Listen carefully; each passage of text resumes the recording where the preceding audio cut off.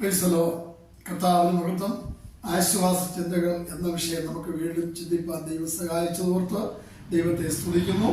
ഇന്ന പോൽക്കാലം മത്തായിയുടെ സുവിശേഷം 9-36 വാക്യത്തിന്റെ ആസ്പദമാക്കി തിരുവചനത്തിൽ കൂടെ നമുക്ക് അല്പസമയം ധ്യാനിപ്പാൻ ഇടയാകട്ടെ. അവിടെ രേഖപ്പെടുത്തിയിരിക്കുന്നു, അവൻ പുരുഷാരത്തെ ഇടയിലില്ലാത്ത ആടുകളെ പോലെ കുഴഞ്ഞവരെയും ചിന്നിയവരെയുമായി കണ്ടിട്ട് അവരെക്കുറിച്ച് മനസ്സലിഞ്ഞു. തന്റെ ശിഷ്യന്മാരോട്, കൊയ്ത്ത് വളരെയുണ്ട്, സത്യം വേലക്കാരും ചുരുക്കം എന്ന് പറഞ്ഞു. കർത്താവിന് മഹത്വം. കുഴഞ്ഞവരും ചിന്നിയവരും, ജീവിതത്തിൽ ലക്ഷ്യബോധമില്ലാതെ അനേകര് കുഴഞ്ഞ ജീവിതത്തിലായിരിക്കുന്നവരുണ്ട്, തകർന്നവരുണ്ട്, മറുപടിയില്ലാതെ ഭാരപ്പെടുന്നവരുണ്ട്, രോഗത്തിൽ കഷ്ടതയിൽ കൂടെ വിടുതലില്ലാതെ ഭാരപ്പെടുന്നവരുണ്ട്. ഇങ്ങനെയുള്ള സാഹചര്യങ്ങളെല്ലാം ദൈവം കടന്നു എന്ന് മനസ്സരിവുള്ള ദൈവം അവരെ വിടുവിക്കുന്നവനാണ്.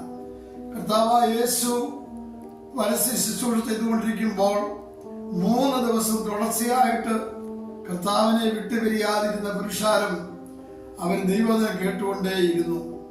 എന്നാൽ വൈകാറായപ്പോൾ അവര് മടങ്ങിപ്പോകേണ്ട സമയത്ത് അവരെ കർത്താവ് പറയുകയാണ്, ഇവരെ പട്ടിണിയായി അത് വീട്ടിലേക്ക് വിട്ടാൽ അവർ വഴിയിൽ തളർന്നു പോകും, അവർക്ക് ഭക്ഷിപ്പാൻ കൊടുപ്പീൻ എന്ന് പറഞ്ഞു.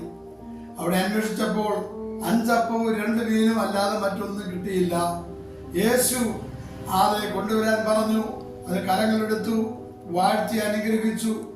അത് 12 കുട്ടകളിലായിട്ട് നിറച്ച് എല്ലാവരെയും ഏൽപ്പിച്ചു. 5000 പേർ കൊടുത്തു. വീണ്ടും 12 കുട്ട ശേഷിക്കുവാനിടയായി തീർന്നു.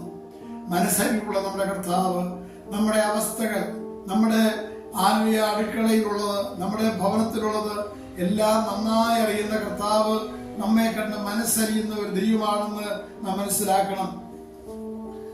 മത്തായിയുടെ സുവിശേഷം 8-1 ഒരു കുഷ്ഠരോഗി യേശുവിന്റെ അടുക്കിലേക്ക് കടന്നു വന്ന്, കർത്താവേ, നിനക്ക് മനസ്സുണ്ടെങ്കിൽ എന്നെ ശുദ്ധമാക്കണമേ എന്ന് പറഞ്ഞു.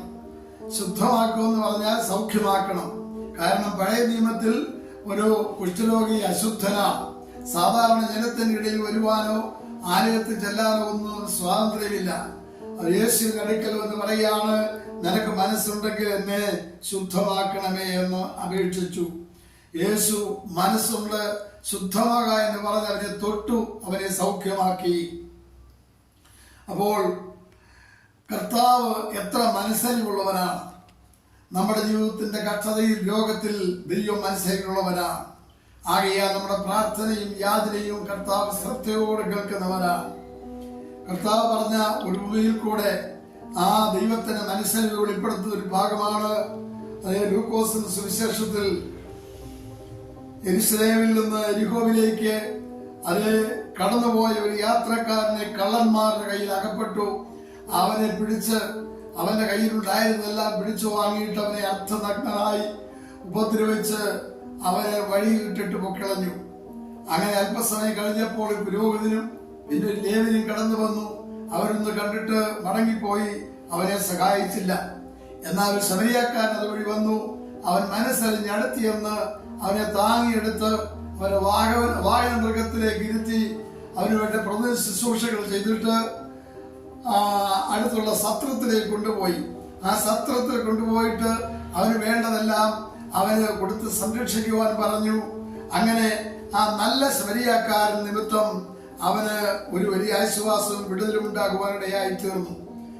മറ്റൊരു ഭാഗത്ത് മർക്കോസ് 9 വായിക്കുമ്പോൾ അശുദ്ധാത്മാവ് ബാധിച്ചതായ ഒരു വ്യക്തിയെ കണ്ടിട്ട് കർത്താവ് മനസ്സറിഞ്ഞു. കർത്താവ്, നിനക്ക് അത് മനസ്സുണ്ടെങ്കിൽ സൗഖ്യമാക്കണമേ എന്ന് അപേക്ഷിച്ചോട് അടുത്തു വന്നതാണ്.